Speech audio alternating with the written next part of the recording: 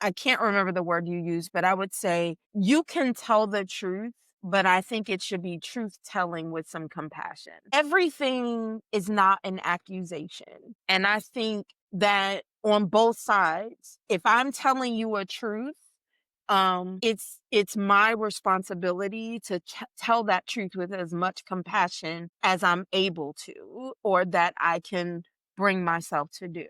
And if I am receiving a truth, it is my responsibility to really, really lean into not becoming defensive because I have heard a truth. It goes back to the conversation about curiosity. In my relationship therapy, with my own relationship therapist, we do a process called I initiator and inquirer. And in this process, a person brings a conflict or tension, which is the initiator. What is happening for me? What is coming up for me? What is ailing me? Whatever it is. And the inquirer, their only job, their only role is to ask questions for clarity, for understanding. They are not allowed to come back into the conversation with a defense. They can only ask questions of the initiator. Love that concept.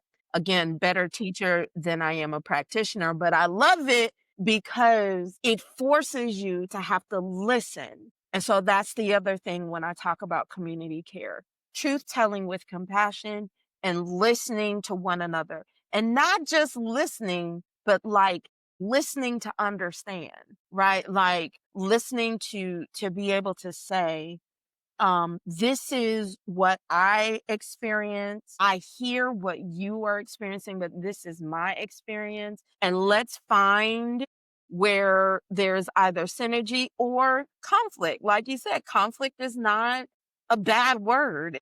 It's not, um, and then two last things. The other one would be redefining the roles. So we talked earlier in the segment about the hero, the scapegoat, or And the the lost lost child. child, right? So for the lost child, going and getting that lost child. If I got to fly over to the East Coast to bring that child home, or if I have to go to the parking lot after Sister Roundtree done stomped out because she has had enough or has not been embraced, then go have that conversation. Send a text, send a voice memo, send an email, whatever it is to bring that person back into community. Same with the hero. Learn how to rest. As the family hero, I am still learning every day. What does it mean for rest to be my resistance to being trapped in the hero role? And then the last thing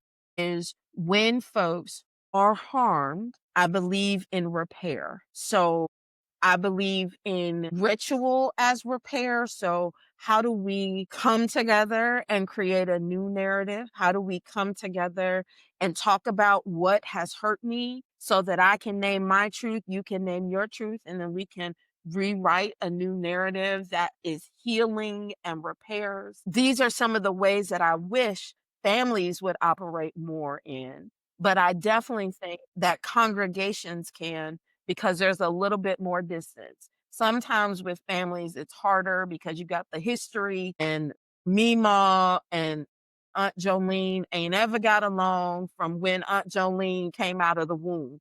So, yeah.